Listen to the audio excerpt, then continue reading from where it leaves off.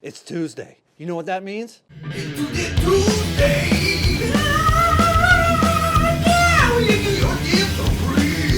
Yeah, that's right. Tooltip Tuesday. Now, here's the thing. We're talking about wood jointers today. And one of the major issues with wood jointers is rust. So in today's Tooltip Tuesday, I'm going to show you how to fix it and prevent it. Let's get the timer going.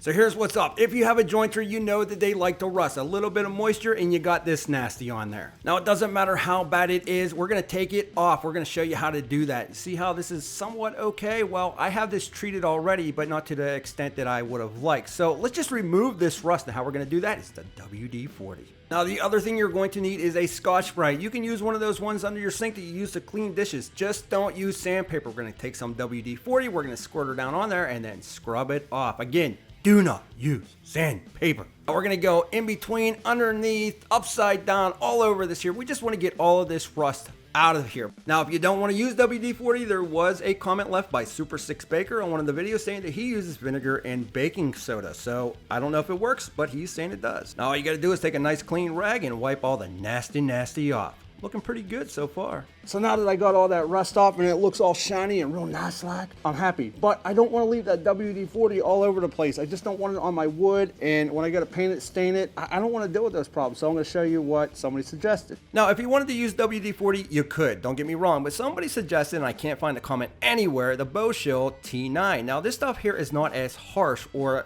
as oily as WD-40. It goes on, it's waterproof and rust resistant. What's nice about it goes on easy and it makes that wood glide real smooth. I don't know, for me, I just like it better for this application and it doesn't smell as bad. Boom! Tip completed in under 2 minutes. And there you go. It doesn't smell like oil. You're not going to get it all over your wood. It's waterproof. It's going to protect the surface and it's going to stop it from rusting. So there you go. All that's your 2-minute tool tip on Tuesday here on the TRZ channel.